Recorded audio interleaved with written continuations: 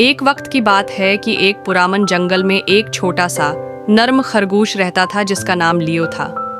लियो दूसरे खरगोशों की तरह नहीं था। जहां दूसरे खरगोश अपने दिन घास खाने और खलों में दौड़ने में गुजारते थे, वो हमेशा पहाड़ों के पार की बड़ी महमों के ख्वाब देखता था।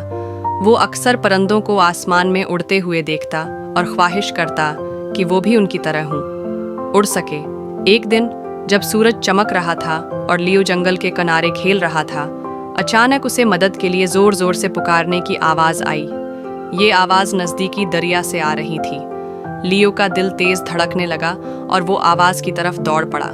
जब वो दरिया के करीब पहुंचा तो देखा कि एक छोटा सा हिरन दरिया में बहते हुए किनारे की तरफ पहुंचने की कोशिश कर रहा था। पानी की रवानी बहुत तेज थी और हिरन बह रहा था। लियो ने फौरन फैसला किया और दरिया के किनारे दौड़ते हुए मदद के लिए कुछ तलाश किया। उसने एक लंबी शाख तलाश की और उसे हिरन की तरफ बढ़ाया। शाख पकड़ो, लियो ने कहा। हिरन ने अपनी छोटी टांगों से शाख पकड़ ली और लियो ने जोर से खींचना शुरू किया। आहिस्ता आहिस्ता हिरन किनारे तक पहुंच गया।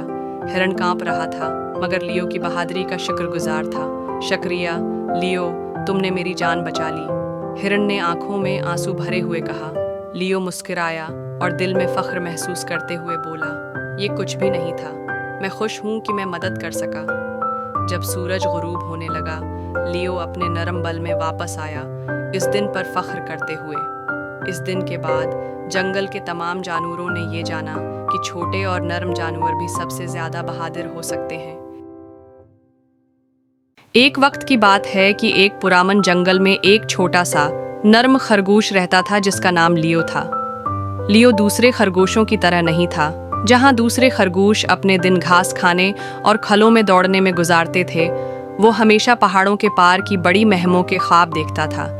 वो अक्सर परिंदों को आसमान में उड़ते हुए देखता और ख्वाहिश करता कि वो भी उनकी तरह हों, उड़ सके। एक दिन जब सूरज चमक रहा था और लियो जंगल के किनारे खेल रहा था, अचानक उसे मदद के लिए जोर जोर से पुकारने की आवाज आई। ये आवाज नजदीकी दरिया से आ रही थी। लियो का दिल तेज धड़कने लगा और वो आवाज की तरफ दौड़ पड़ा। जब वो दरिया के करीब पहुंचा तो देखा कि एक छोटा सा हिरन दरिया में बहते हुए किनारे की तरफ पहुंचने की कोशिश कर रहा था। पानी की रवानी बहुत तेज थी और हिरन बह रहा था। लियो ने फौरन फैसला किया और दरिया के किनारे दौड़ते हुए मदद के लिए कुछ तलाश किया। उसने एक लंबी शाख तलाश की और उसे हिरन की तरफ बढ़ाया। शाख पकड़ो, लियो ने कहा। हिरन ने अपनी छोटी टांगों से शाख पकड़ ली और लियो ने जोर से खींचना शुरू किया।